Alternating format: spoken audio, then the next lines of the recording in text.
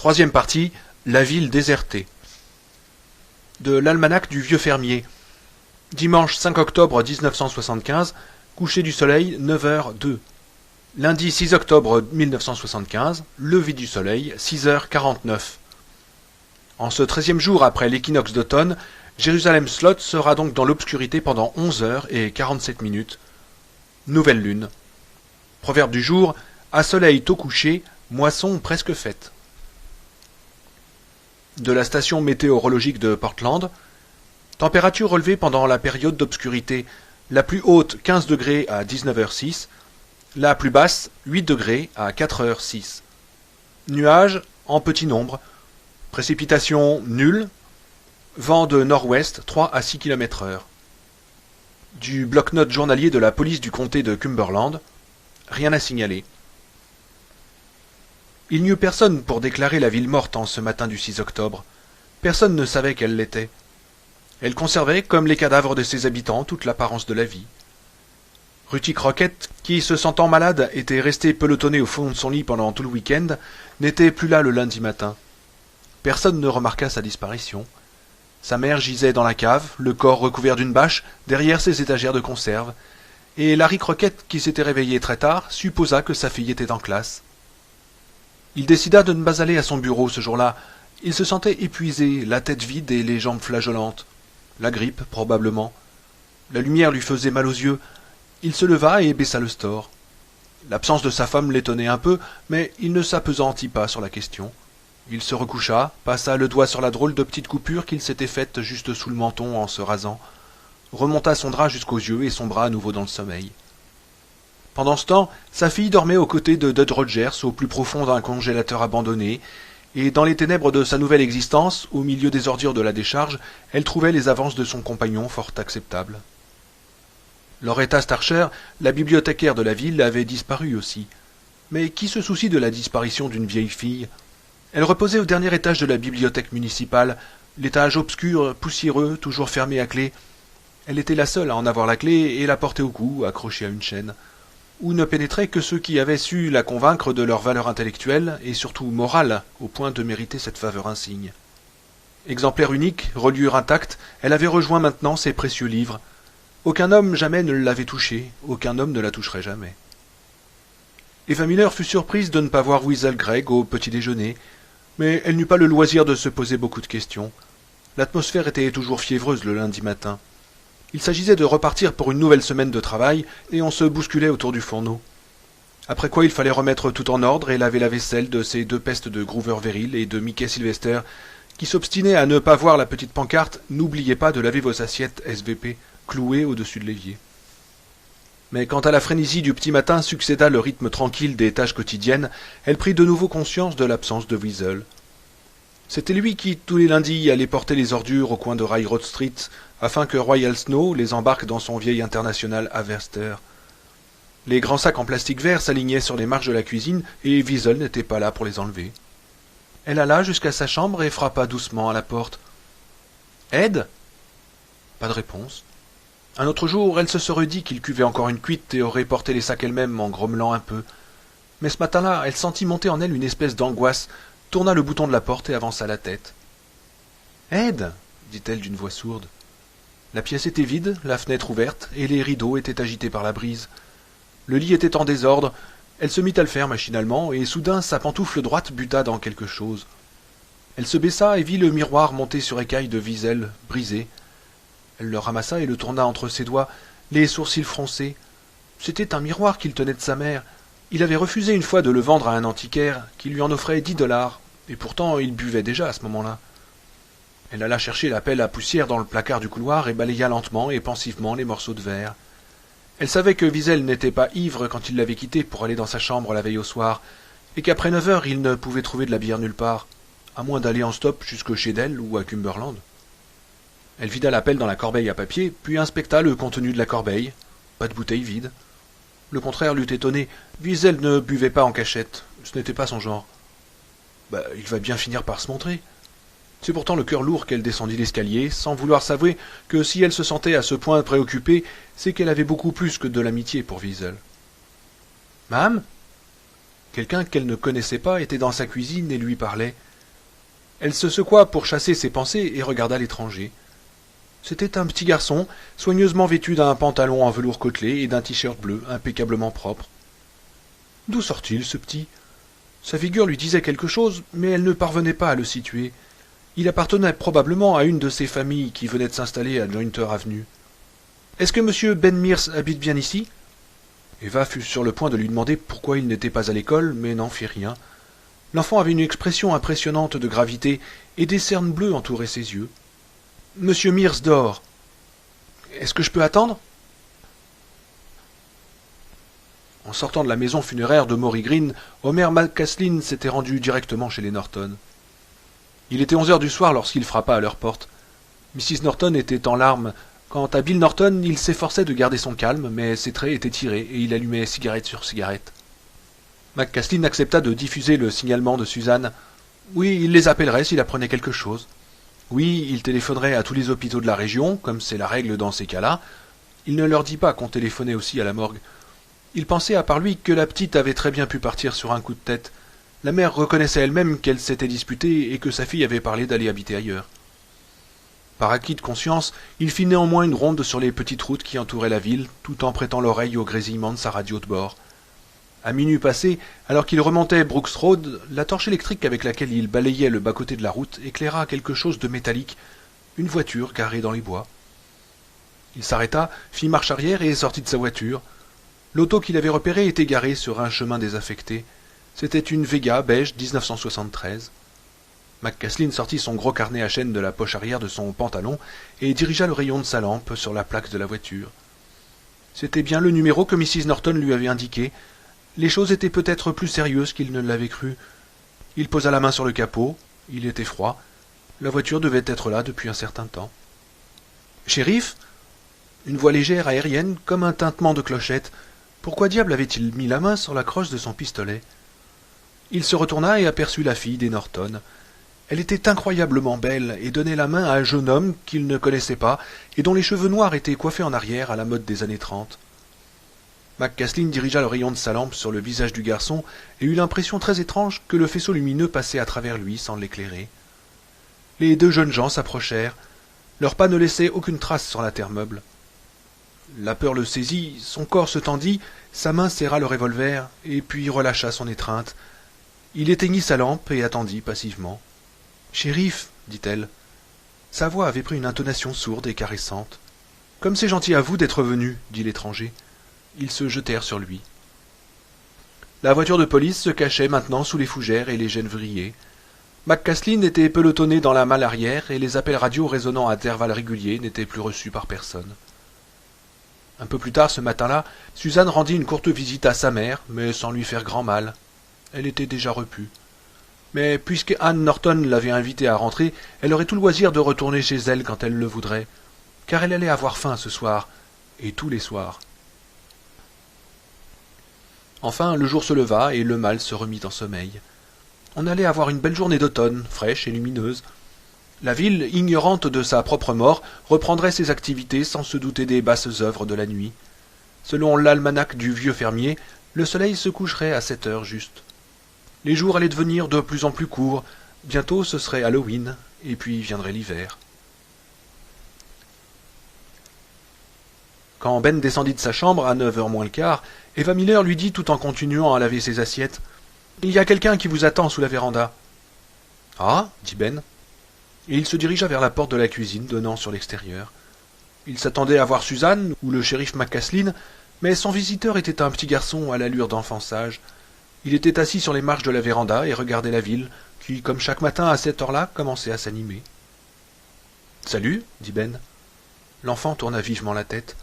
Ils échangèrent un bref regard, mais cela suffit à Ben pour avoir l'impression qu'il était passé de l'autre côté du miroir, une fois de plus, et que l'espace et le temps n'étaient plus les mêmes. Cet enfant lui rappelait étrangement le petit garçon qu'il avait été, mais il y avait plus que cela. Il avait le cœur serré, comme si leur rencontre avait été prévue de longue date par quelque puissance mystérieuse, tout comme le jour où il avait fait la connaissance de Suzanne dans le parc, et où, malgré le naturel de leur conversation, il avait eu le sentiment pénible qu'ils étaient tous les deux le jouet de forces inconnues. L'enfant dut sentir un peu la même chose. Ses prunelles se dilatèrent et il s'appuya d'une main à la balustrade.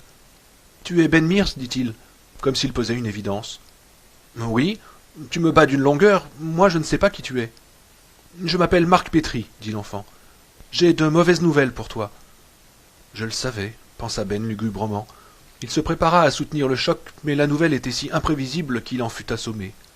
Suzanne Norton est devenue l'un d'entre eux, dit l'enfant.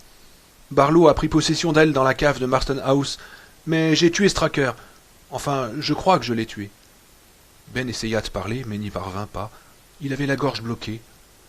L'enfant hocha la tête avec compréhension et enchaîna tout naturellement. On pourrait faire un tour dans ta voiture pour discuter. Je ne tiens pas à ce qu'on me voie par ici. J'ai séché l'école et je viens d'avoir quelques petits problèmes avec mes parents. Je crois que je vais dégueuler, dit Ben. Vas-y, dit Marc. Ben passa derrière sa Citroën et se plia en deux en se tenant à la portière. Il ferma les yeux, tout devint noir, et le visage de Suzanne lui apparut, avec son sourire charmant et cette façon irrésistible qu'elle avait de le regarder. Il rouvrit les yeux. Peut-être que ce gosse mentait ou fabulait, peut-être qu'il était complètement paumé, mais il ne trouva pas grand réconfort dans cette idée. Ça ne collait pas avec le gosse. Il se retourna, le regarda bien en face et ne lut sur son visage que de l'inquiétude et de la sympathie. Viens, dit-il. L'enfant monta dans la voiture et Ben démarra. Eva Miller, les sourcils froncés, les regarda partir de la fenêtre de sa cuisine. Il se passait quelque chose de grave. Elle le sentait dans toutes ses fibres, comme elle l'avait senti le jour où son mari était mort. Elle se leva pour aller donner un coup de fil à Loretta Starcher. Le téléphone sonna. Personne ne répondit. Elle attendit longtemps, puis raccrocha. Où Loretta pouvait-elle bien être? Certainement pas à la bibliothèque, qui était fermée le lundi. Elle s'assit de nouveau et regarda pensivement le téléphone. Elle sentait la catastrophe imminente, une catastrophe qui aurait peut-être la gravité du grand feu de 1951. Elle se décida enfin à appeler Mabel Wertz, qui bien sûr était au fait des dernières nouvelles et impatiente d'en connaître d'autres. La ville n'avait pas connu un pareil week-end depuis longtemps. Ben menait sa voiture au hasard des routes tandis que Marc racontait son histoire. Il la raconta bien, en partant de la nuit où Danny Glick était venu gratter à sa fenêtre et en terminant avec la visite qu'il avait reçue le matin même. « Tu es sûr que c'était Suzanne ?» Marc fit oui de la tête. Ben s'engagea dans un brusque demi-tour et remonta Jointer Avenue à 80 à l'heure. « Où vas-tu ? À Mar ? Non, pas là. Pas encore. » En roulant sur Brooks Road, ils dépassèrent le chemin où Homer McCaslin avait repéré la Vega de Suzanne et leur regard capta un reflet de soleil sur du métal. « Attends, arrête-toi !» Ben se gara sur le bord de la route et ils remontèrent le chemin en marchant l'un à côté de l'autre sans se parler. C'était une sente depuis longtemps désaffectée, creusée d'ornières anciennes et envahie par l'herbe haute. Un oiseau pépiait au-dessus d'eux. Ils arrivèrent bientôt près de la voiture. Ben ralentit sa marche puis s'arrêta. Il se sentait inondé d'une sueur froide et ses nausées l'avaient repris. « Va voir, toi !»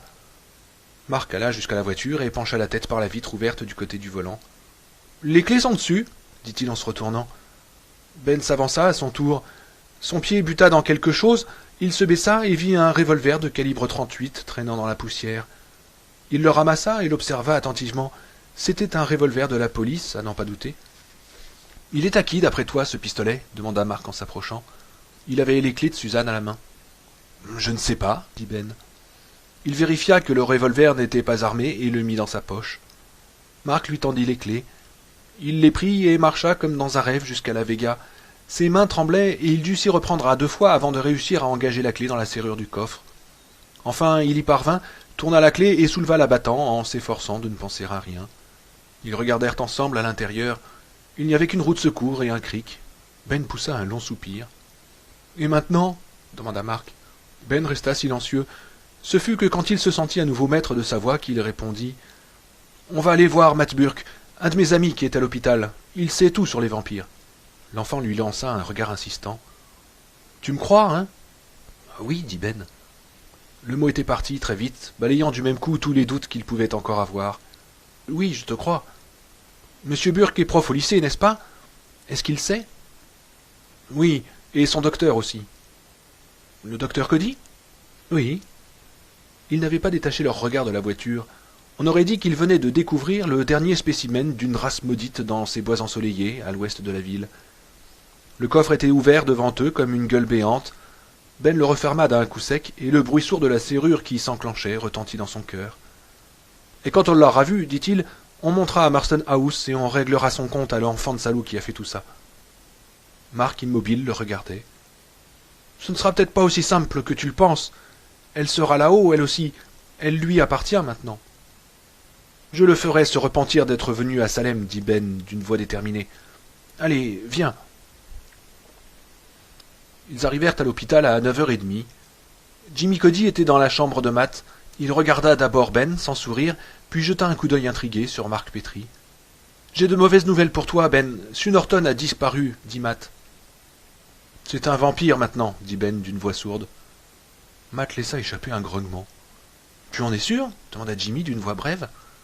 Ben leur montra du geste Mark. Mark, ici présent, a reçu une petite visite de Danny Glick samedi soir. Il va vous raconter le reste. Mark raconta son histoire du début à la fin, comme il l'avait fait avec Ben. Quand il eut terminé, Matt fut le premier à parler. « Ben, je ne sais comment vous dire à quel point tout cela m'atterre. Ben, veux-tu que je te donne un tranquillisant ou un remontant ?» dit Jimmy. « Oh, ce n'est pas d'un médicament que j'ai besoin, Jimmy. C'est d'aller sans perdre une minute trouver ce Barlow, aujourd'hui même, avant que la nuit tombe. Moi, je suis prêt. J'ai annulé tous mes rendez-vous et j'ai téléphoné au bureau du shérif McCaslin.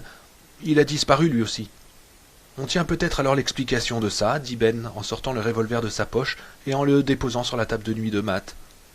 Un pareil objet dans une chambre d'hôpital faisait un effet très étrange. « Où est-ce que tu l'as trouvé ?» demanda Jimmy. « Par terre, près de la voiture de Suzanne. »« Ah ? Ben alors je vois bien le processus. McCaslin est allé voir les Norton peu après nous avoir quittés. Ils lui ont dit que Suzanne était partie avec sa Vega et lui ont donné son numéro. Il est allé à sa recherche sur des petites routes et... » Le silence tomba. Personne n'avait envie de le rompre. « La maison de Foreman est toujours fermée, dit enfin Jimmy. Et les vieux de chez Milt Crossen n'arrêtent pas de rouspéter à propos de Dud Rogers. On ne l'a pas vu à la décharge depuis une semaine. » Ils se regardèrent tous d'un air lugubre. « J'ai vu le père Callahan hier soir, dit Matt. Il est d'accord pour vous accompagner, pourvu que vous, et quand je dis vous, je parle de Marc aussi, bien sûr, vous vous arrêtiez d'abord au magasin de meubles pour parler à Stracker. »« Je ne pense pas qu'il soit en état de parler à qui que ce soit aujourd'hui, dit Marc d'une voix douce. »« Qu'est-ce que vous avez appris qui puisse nous être utile en ce qui les concerne ?» demanda Jimmy à Matt. « Eh bien, je crois que je suis arrivé à reconstituer une partie du puzzle. Stracker est probablement une sorte de garde du corps de Barlow. Il fallait qu'il le précédât en ces lieux, car il y avait certains rites à accomplir pour se concilier la faveur du maître suprême des ténèbres. Car Barlow a lui aussi un maître, voyez-vous. » Il les regarda d'un air sombre. « Je crains qu'on ne trouve jamais trace de Ralphie Glick. Il a dû servir de ticket d'admission à Barlow, si je peux m'exprimer ainsi. Et c'est dans ce but que Stracker l'a pris et l'a sacrifié. »« Salaud, dit Jimmy d'une voix blanche. »« Et Danny Glick ?» demanda Ben. « Stracker a eu l'honneur et le plaisir de le saigner à blanc, dit Matt. La récompense accordée au fidèle serviteur.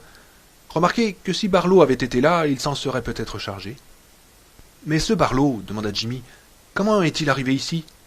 Matt haussa les épaules. « Je ne sais pas. Si l'on en croit la légende, il est vieux, très vieux. Peut-être a-t-il eu 12 noms différents, peut-être en a-t-il eu 1000, peut-être est-il né successivement dans toutes les régions du monde, encore que je le crois plutôt d'origine roumaine ou magyare. Comment il est arrivé ici ? Il n'est pas tellement important de le savoir. Peut-être bien que Larry Crockett y a mis la main. Non, ce qui est important, c'est qu'il soit ici. Mais maintenant, voilà ce qu'il faut que vous fassiez. Prenez un pieu. Prenez aussi un pistolet, au cas où Stracker serait encore vivant. Tenez, le revolver du shérif fera tout à fait l'affaire. Pour anéantir définitivement le vampire, il faut que le pieu lui traverse le cœur. Jimmy, tu y veilleras. Cela fait, il faut lui couper la tête, lui remplir la bouche d'ail et le mettre dans son cercueil, le visage tourné vers le sol. Dans les films et dans les livres de fiction, le vampire, une fois transpercé, tombe presque immédiatement en poussière. Mais il se peut que la réalité soit différente. Dans ce cas, il faudrait que vous preniez le cercueil et que vous alliez le jeter dans une eau courante, dans la Royal River par exemple. Quelqu'un a-t-il des questions à poser ? Personne ne dit rien. Bien, vous devez emporter de l'eau bénite et des hosties, et vous devez vous confesser au père Callahan avant de partir. Je crois qu'aucun de nous n'est catholique, dit Ben. Moi, je suis catholique, dit Jimmy, mais je ne pratique pas. Mais confessez-vous quand même, et dites votre acte de contrition et votre pénitence. Ainsi vous partirez purifié. D'accord, dit Ben.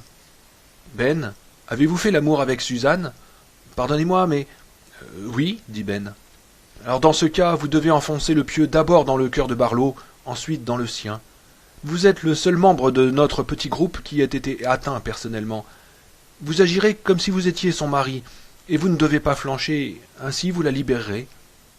D'accord, dit encore une fois Ben. Maintenant, la chose essentielle, dit Matt en jetant un regard circulaire. Vous ne devez pas le regarder dans les yeux. Si vous le faites, il s'emparera de vous et se servira de vous contre les autres, en vous exposant au besoin à la mort. Souvenez-vous de Floyd Tibbets. Avoir un revolver peut être dangereux, mais peut aussi être utile. Jimmy, c'est toi qui le prendras, et tu resteras un peu en arrière. Quand tu examineras Barlow et Suzanne, confie-le à Mark. Compris, dit Jimmy. Pensez bien à acheter de l'ail, et des roses si vous en trouvez. Est-ce que le petit magasin de fleurs de Cumberland est encore ouvert, Jimmy? Le bouquet du Nord? Oui, je crois. Prenez chacun une rose blanche. Attachez-la dans vos cheveux ou autour de votre cou. Et, je me répète, mais ça ne fait rien, ne le regardez pas dans les yeux. Je pourrais encore vous dire 1000 choses, mais il vaut mieux que vous partiez. Il est déjà 10 heures, et il ne faudrait pas que le père Callahan se ravise. Je vous accompagne de mes vœux et de mes prières.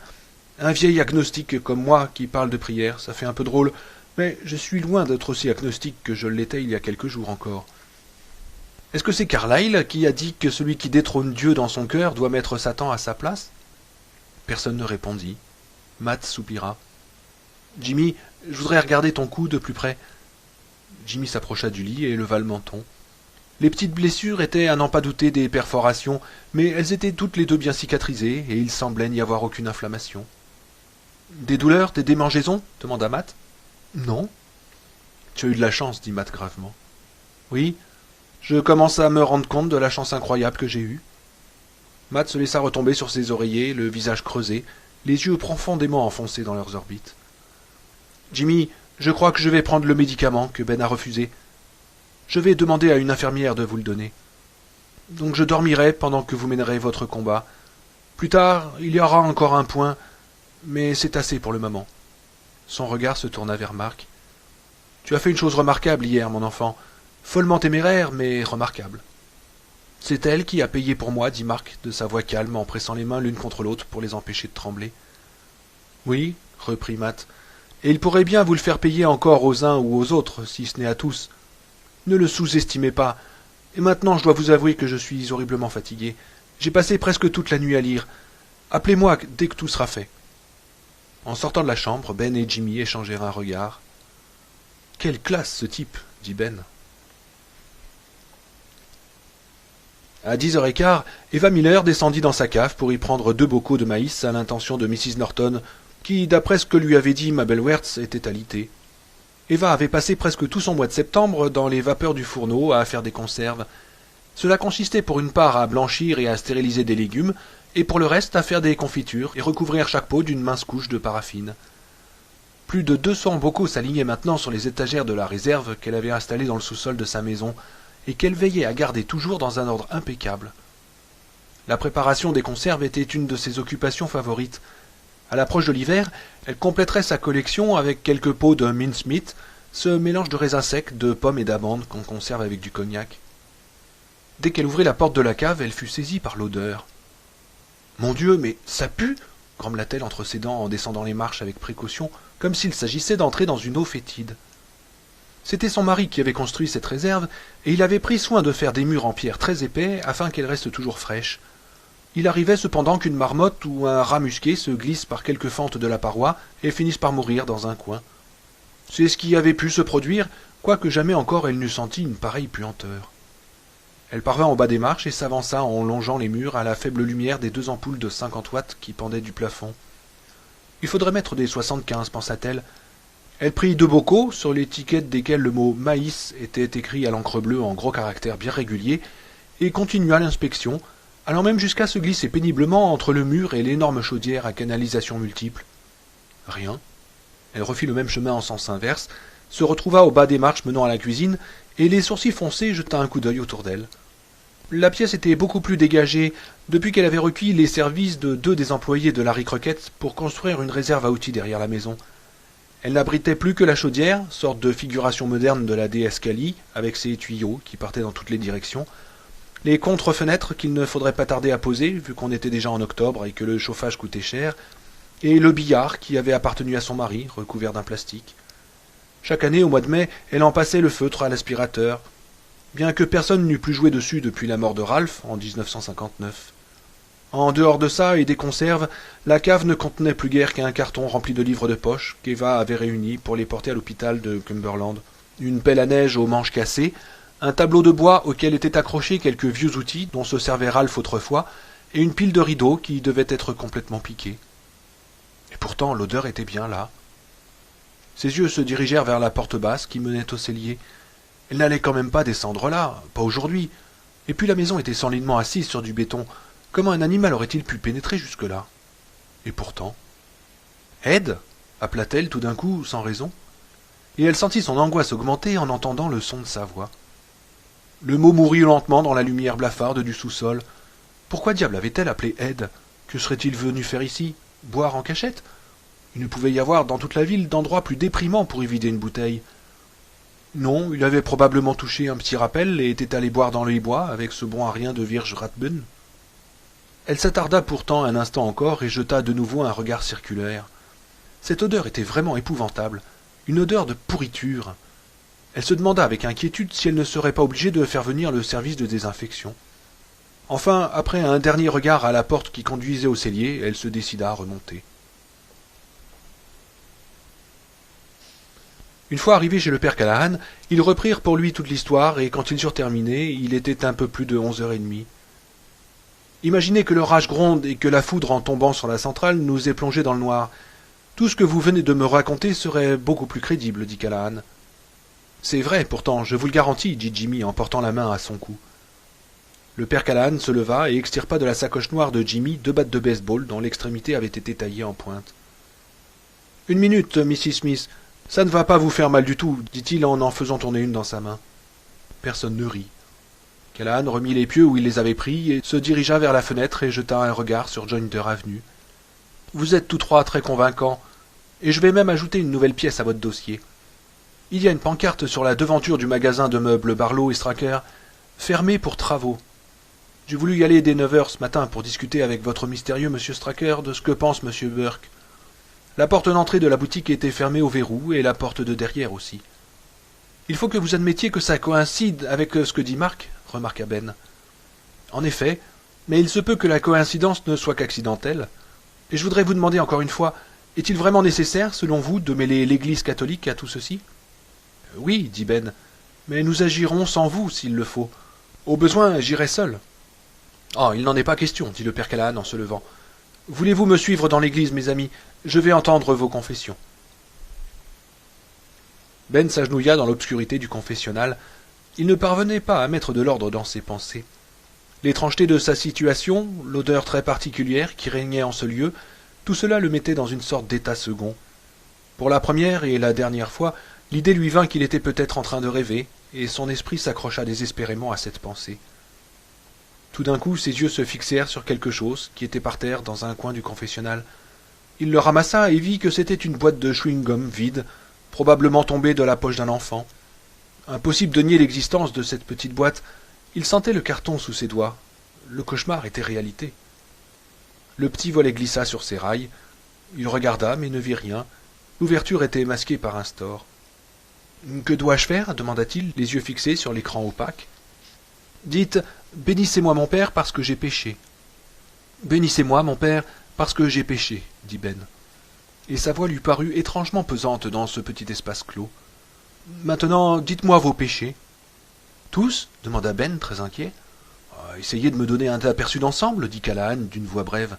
« Ne croyez pas que j'oublie que nous avons une tâche à accomplir avant la nuit. » Quand Ben sortit du confessionnal, il fut heureux de retrouver l'air frais du dehors qui entrait dans l'église par la porte ouverte. Il passa la main sur sa nuque et s'aperçut qu'elle était trempée de sueur. Callahan sortit à son tour. « Ce n'est pas fini, dit-il. » Sans un mot, Ben retourna dans le confessionnal, mais cette fois il ne s'agenouilla pas. Callahan lui donna pour pénitence « Dis notre Père » et « Dis je vous salue Marie ». « Je ne connais pas cette prière-là, dit Ben. »« Vous la trouverez sur une petite feuille que je vais vous remettre, dit la voix de l'autre côté du store. Vous n'aurez qu'à la dire intérieurement pendant que nous roulerons jusqu'à Cumberland. » Ben hésita un instant. Matt avait raison, vous savez, quand il disait que ça allait être dur, plus dur que nous ne le pensions. Il va nous venir des sueurs de sang avant que nous ne soyons au bout. Ah oui, vraiment dit Callahan. Exprimait-il un doute poli ou une inquiétude réelle? Ben aurait été bien en peine de le dire. Il regarda ses mains et vit qu'il tenait toujours la petite boîte de chewing-gum. À force de la tripoter nerveusement, il en avait fait une espèce de chiffon informe. Il était près d'1 heure de l'après-midi quand ils se retrouvèrent tous dans la grande buick de Jimmy Cody et se mirent en route. Ils restaient silencieux. Le père Donald Callahan était en soutane et portait un surplis et une étole blanche bordée de violet. Il leur avait donné à chacun un petit flacon d'eau bénite en faisant un signe de croix. Sur ses genoux était posée une custode d'argent contenant les hosties. Arrivés à Cumberland, ils se rendirent d'abord au cabinet de Jimmy, qui les quitta un instant et revint vêtu d'une veste de sport très ample. Le revolver de McCaslin était sans doute enfoui dans une des poches. Dans la main droite, il tenait un gros marteau ordinaire. Ben, fasciné, gardait les yeux fixés sur le marteau. Il regarda Mark et Callahan du coin de l'œil et s'aperçut qu'ils faisaient de même. Le marteau avait une tête en acier chromé et une poignée en caoutchouc noir à trous. « C'est pas beau, hein, n'est-ce pas ?» dit Jimmy. Ben s'imagina en train de se servir de cet engin pour enfoncer un pieu à travers la douce poitrine de Suzanne, et son estomac se révulsa. « Non, dit-il, c'est pas beau, mais c'est comme ça. » Ils s'arrêtèrent ensuite au supermarché de Cumberland. Ben et Jimmy achetèrent tout l'ail disponible, 12 boîtes. La jeune caissière haussa les sourcils et dit « Heureusement que j'ai pas rendez-vous avec vous ce soir, les gars. » « Je me demande comment on explique le rôle de l'ail dans la lutte contre les vampires, dit Ben en sortant du magasin. Est-ce qu'on en parle dans la Bible? Est-ce que ça correspond à une malédiction ancienne? Je croirais plutôt qu'il s'agit d'une allergie, dit Jimmy. Une allergie? Callahan n'avait entendu que les derniers mots de la discussion et leur demanda de répéter tandis qu'ils roulaient en direction de la boutique de fleurs, le Bouquet du Nord. Oui, je suis d'accord avec le docteur Cody, dit-il. Il pourrait bien s'agir d'une allergie, si tant est que l'ail ait l'efficacité qu'on lui attribue, ce qui n'est pas prouvé. C'est curieux qu'étant prêtre, vous puissiez penser que c'est une allergie, dit Mark. Pourquoi? Si je dois accepter l'existence des vampires, et il semble que j'y sois contraint pour le moment du moins, cela n'implique pas que je doive les considérer comme des créatures échappant à toutes les lois naturelles. Ils échappent à certaines lois, c'est évident. La légende dit qu'ils ne se reflètent pas dans les miroirs, qu'ils peuvent se transformer en chauve-souris, en loup ou en oiseau, et rapetisser jusqu'à réussir à passer par les plus petits trous. Et cependant, nous savons qu'ils voient, qu'ils entendent, qu'ils parlent, et que très probablement ils ont aussi le sens du goût. Peut-être connaissent-ils également la gêne, la douleur? Et l'amour, dit Ben, sans regarder personne. Non, dit Jimmy, je crois que l'amour, ça les dépasse. Il se gara dans le parking du magasin de fleurs. C'était une grande boutique en forme de L, prolongée par une serre. Une petite cloche tinta au-dessus de la porte quand ils entrèrent, et ils furent saisis par le lourd parfum des fleurs. Ben sentit la tête lui tourner, et cela lui rappela ce qu'il avait éprouvé dans les chambres des maisons funéraires. Un homme en tablier bleu, qui portait un pot de fleurs, s'approcha d'eux. « Vous désirez ?» Ben commençait seulement à le lui expliquer, quand l'homme au tablier l'interrompit en secouant la tête. « Oh, vous arrivez trop tard, mes pauvres messieurs. Quelqu'un est venu vendredi dernier et m'a acheté tout ce que j'avais comme roses, les rouges, les blanches et les jaunes. Je n'en aurai plus maintenant avant mercredi, au plus tôt. Si vous voulez commander... » « À quoi ressemblait-il, votre client ?» demanda Ben. « Oh, c'est le genre d'homme qu'on n'oublie pas. Grand, complètement chauve, un regard perçant. Il fumait des cigarettes étrangères. Je m'en suis rendu compte à l'odeur. 3 brassées de roses il a emportées. Il les a mises à l'arrière d'une vieille voiture, une Dodge, je crois. »« Une Packard, dit Ben. Une Packard noire. »« Ah bah vous le connaissez alors ?»« D'une certaine façon, oui. »« Il m'a payé en espèces. C'est pas ordinaire vu l'importance de l'achat. Mais peut-être que si vous alliez le voir, il vous vendrait... »« Peut-être, dit Ben. » Quand ils eurent regagné la voiture, ils discutèrent de la question. Le père Callahan commença d'un ton hésitant. « Il y a une boutique à Falmouth. » Ben l'interrompit. « Non, non !» On le sentait au bord de l'hystérie. « Et quand nous serons arrivés à Falmouth et que nous nous apercevrons que Straker est passé avant nous, là aussi, alors quoi? Nous irons à Portland, à Kittery, à Boston? Est-ce que vous vous rendez compte de ce qui se passe? Il nous mène par le bout du nez. » « Ben, sois raisonnable, dit Jimmy. Est-ce que tu ne crois pas que nous devrions au moins... Est-ce que tu te souviens de ce que Matt t'a dit ?» le coupa Ben. « Ne croyez pas que, parce qu'il ne peut pas sortir pendant la journée, il ne peut pas vous faire de mal. »« Quelle heure est-il, Jimmy ?»« 2h15, dit Jimmy d'une voix lente en regardant le ciel, comme s'il doutait de l'exactitude de sa montre. Mais c'était bien vrai, les ombres commençaient à changer de sens. « Il nous a devancés, dit Ben. Il a prévu notre progression, étape par étape. Il n'y a pas de miracle. Il devait fatalement tenir compte de nous et préparer ses défenses. Mais il faut que nous y allions maintenant, au lieu de perdre le reste de la journée à discuter du sexe des anges. Il a raison, dit Callahan d'une voix calme. Cessons de discuter, et allons-y. Vas-y, Jimmy, dit Mark d'une voix pressante. Jimmy fonça, en dehors du parking. Les pneus crissèrent sur la chaussée. Le fleuriste était sorti de sa boutique pour les regarder partir. 3 hommes, dont un prêtre et un petit garçon. Pourquoi est-ce qu'ils étaient si nerveux? Et qu'est-ce qu'ils faisaient sur les routes, tous les 4, dans une voiture avec une plaque de médecin? Cody monta à Marston House par Brooks Road, et Donald Callahan, qui avait rarement vu la maison sous cet angle, fut frappé par le fait qu'elle semblait peser sur le village comme une présence menaçante. Le suicide y avait succédé au meurtre. L'un comme l'autre était réprouvé par l'Église et souillait le lieu où ils étaient commis. Il ouvrit la bouche pour le dire, mais se ravisa. Cody tourna pour prendre Brooks Road, et pendant un moment, la maison disparut derrière les bois. Puis les arbres se raréfièrent et Cody s'engagea dans l'allée. La Packard était devant le garage, et quand il eut coupé le contact, Jimmy s'arma du revolver de McCaslin. Callahan fut saisi par l'atmosphère lourde qui régnait autour de la maison. Il sortit un crucifix de sa poche, celui de sa mère, et le mit à son cou en plus du sien. On n'entendait pas un seul chant d'oiseau dans les arbres dénudés par l'automne. L'herbe qui envahissait la cour et les allées semblait plus desséchée que normalement en pareille saison. Quant à la terre, elle avait pris un ton de cendre. Les marches qui menaient à la véranda étaient toutes de guingois, et sur un des pilastres, il y avait un carré d'une couleur plus vive, là où étaient suspendus naguère l'écriteau « Défense d'entrée ». Un cadenas Yale flambant neuf avait été installé sur la porte d'entrée, au-dessous du vieux verrou tout rouillé. « Par une fenêtre, peut-être, comme Marc, » dit Jimmy d'une voix hésitante. « Non, dit Ben, par la porte d'entrée, nous l'enfoncerons s'il le faut. »« Je ne pense pas que ce soit nécessaire, » dit Callahan. Sa voix avait changé. On eût dit que quelqu'un d'autre parlait par sa bouche. Quand ils étaient sortis de la voiture, il avait tout naturellement pris la tête du petit groupe, et à mesure qu'il s'approchait de la maison, il se sentait de plus en plus sûr de lui. Comme si son ardeur d'autrefois lui revenait tout entière alors qu'il la croyait perdue à tout jamais. La maison était là, tapie devant eux, comme une bête aux aguets. Elle exsudait le mal par tous ses pores, et il n'hésitait pas, loin de lui maintenant l'idée de temporiser. Pour un peu, il se serait jeté sur elle. « Au nom du Père, du Fils et du Saint-Esprit » cria-t-il. Et dès qu'ils entendirent son ton de commandement, ses compagnons se regroupèrent autour de lui. « J'ordonne au mal de quitter cette maison. Démons, je vous chasse !» Et alors que l'instant d'avant, il ne savait pas encore qu'il allait le faire, il frappa la porte avec son crucifix. Il y eut un éclair éblouissant, une odeur âcre et un gémissement comme si les planches s'étaient mises à crier. La petite imposte semi-circulaire au sommet de la porte explosa et la grande baie vitrée qui donnait sur la pelouse à gauche se brisa au même instant. Jimmy poussa un cri.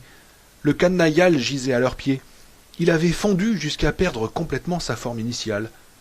Marc voulut s'en saisir, mais fit un bond en arrière. « Bouillant, dit-il. » Callahan avait reculé de 2 pas. Il tremblait.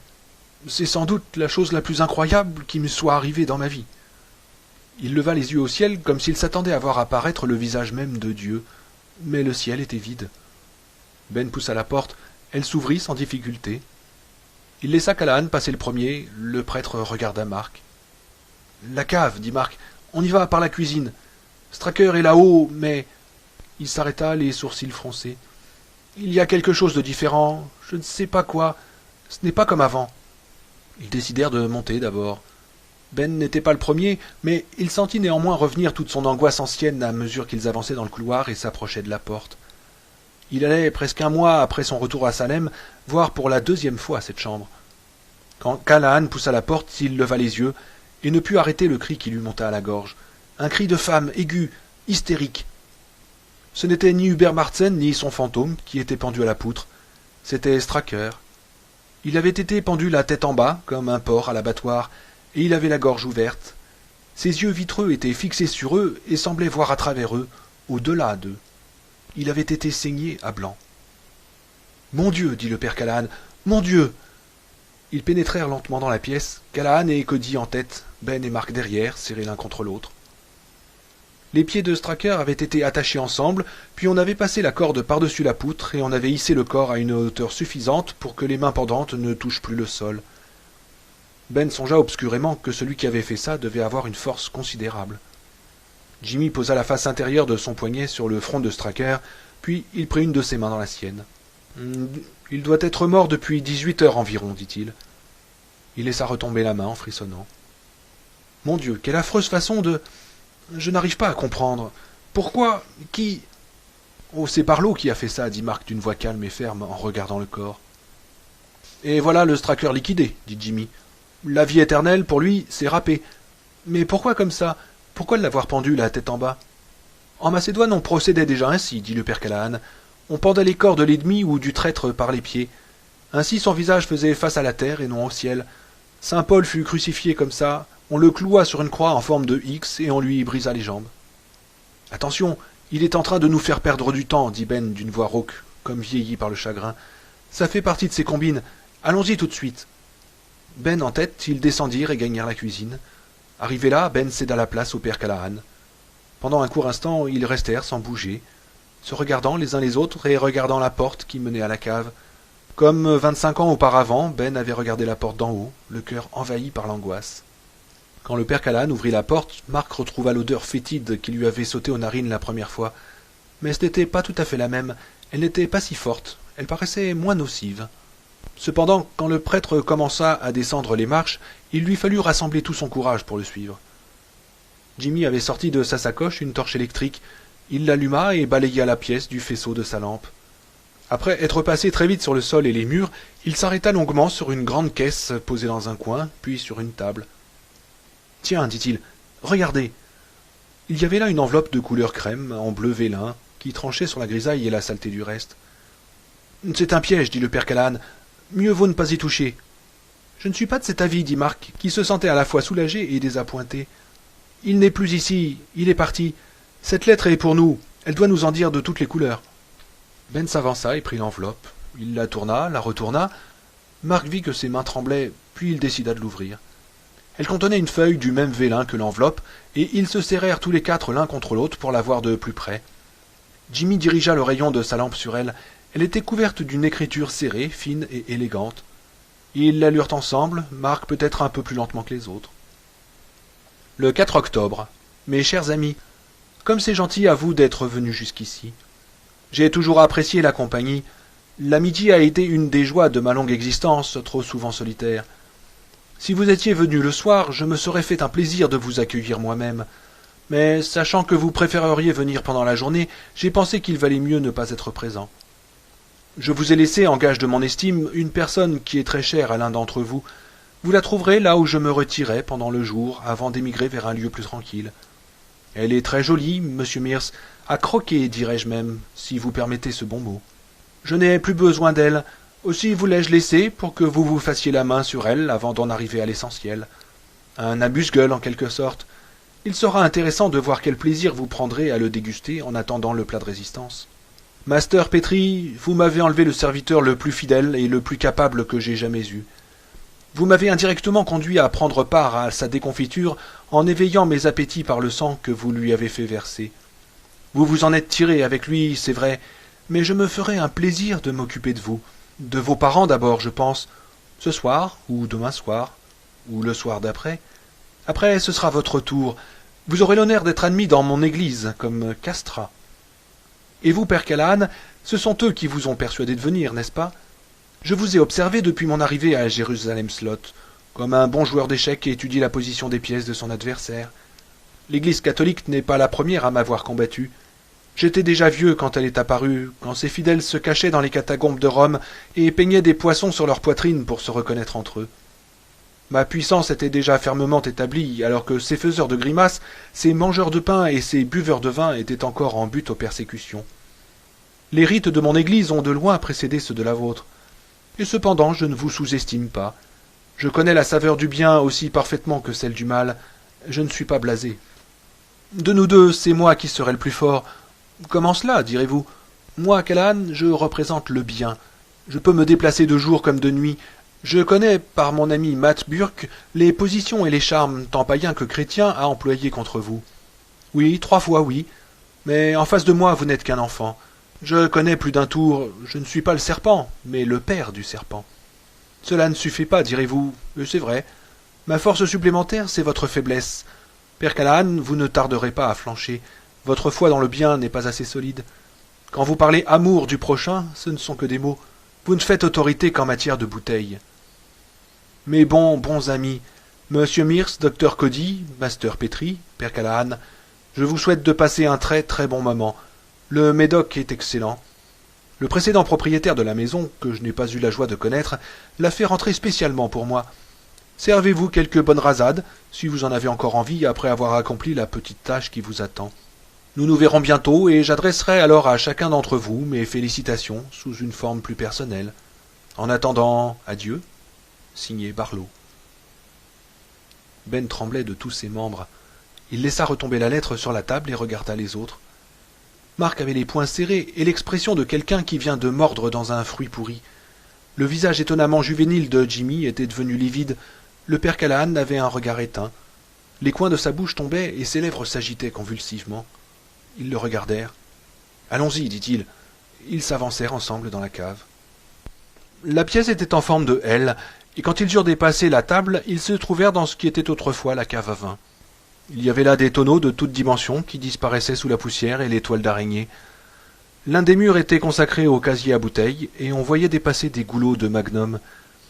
Quelques bouteilles avaient explosé, et à la place d'un bourgogne de grand cru attendant d'être dégusté par un palais exercé, il n'y avait plus qu'un trou noir dont les araignées s'étaient emparées.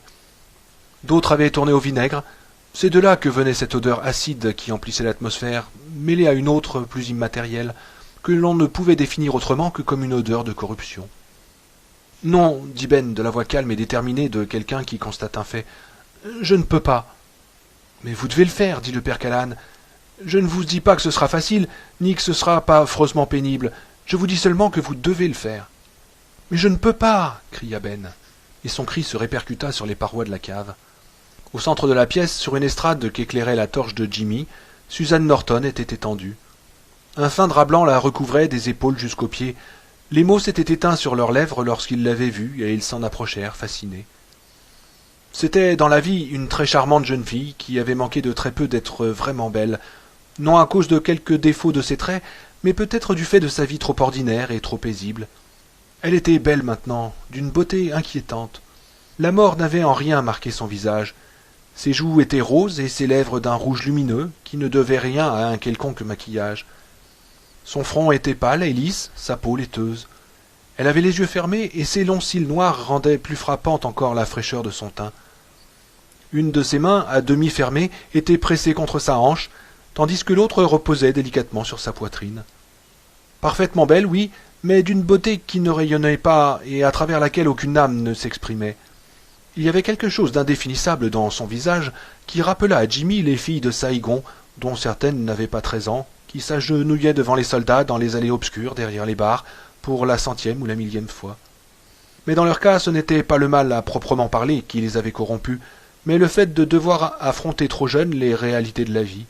Le changement qui s'était opéré sur le visage de Suzanne était d'un autre ordre, mais il n'aurait pas su expliquer pourquoi ni comment.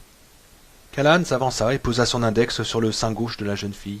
« Ici, dit-il, dans le cœur. »« Non, répéta Ben, je ne peux pas. »« Agissez en amant, dit d'une voix douce le père Callahan. Ou mieux, agissez en mari. Vous ne lui ferez pas mal, Ben. Vous la libérerez. Le seul à souffrir, ce sera vous. » Ben le regarda d'un air hébété. Mark avait pris le pieu dans la sacoche noire de Jimmy. Il le lui tendit sans un mot. Ben eut l'impression que, pour s'en saisir, son bras avait parcouru un espace énorme. Si je ne pense pas à ce que je fais en le faisant, alors peut-être... Mais comment ne pas y penser? Ben se rappela tout à coup une phrase de Dracula, cet ouvrage de fiction qui l'avait amusé autrefois, mais qui ne l'amuserait plus du tout. C'était Van Helsing qui la disait à Arthur Holmwood au moment où celui-ci s'apprêtait à accomplir la même affreuse tâche. Nous devons traverser bien des eaux amères avant d'atteindre les eaux douces. Atteindrait-il jamais les eaux douces, les uns et les autres? Reprenez-le, gémit-il d'une voix rauque. Ne me faites pas faire ça. Pas de réponse. Il sentait la sueur lui couler sur le front, sur les joues, le long du bras.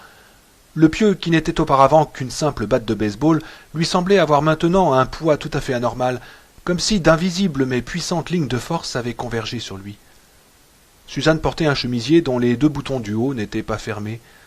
Ben leva le pieu et le pressa contre le sein gauche, juste au-dessus de la 3e boutonnière. La chair se creusa, et à cette vue, Ben sentit ses lèvres se tordre en un tic incontrôlable. « Elle n'est pas morte, dit-il d'une voix étranglée. C'était là son ultime recours, La réponse de Jimmy fut implacable. « Ne dis pas ça.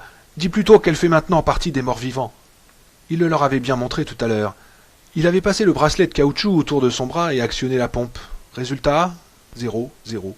Il avait posé le stéthoscope sur sa poitrine et leur avait fait écouter à chacun le silence qui régnait dans la cage thoracique.